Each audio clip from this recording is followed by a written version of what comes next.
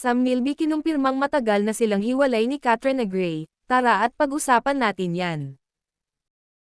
Pero bago ang lahat, kung di ka pa nakasubscribe sa ating channel ay huwag kalimutan mag-subscribe para lagi kang updated sa latest chika. Mula na mismo kay kapamilya heartthrob Sam Milby ang kumpirmasyong matagal na silang hiwalay ng kanyang ex-girlfriend na si Miss Universe 2018 Katrina Gray. Naganap ang pag-amin sa media conference ng Saving Grace na malapit nang ipalabas sa telebisyon. Matatanda ang pinag-usapan ng mga netizen ang naging engagement ng dalawa noong 2023, subalit matapos nyon ay wala ng balita patungkol naman sa preparasyon ng kanilang kasal. Hanggang sa lumutang na nga ang mga chikang mukhang hiwalay na ang dalawa dahil hindi na sila nakikitang nagpo-post ng mga larawan o video together.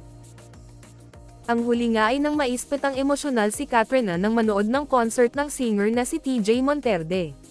Nang matanong kung okay sila ng ex, sinabi ni Sam na okay naman sila, pero kung tatanungin kung sila pa ba, sinabi ni Sam na, no.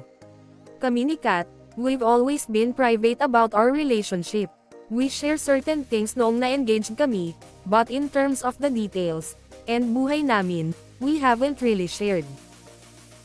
Ayon pa kay Sam, nag-move on na raw siya at nagdesisyon na lamang na mas mag-focus sa trabaho.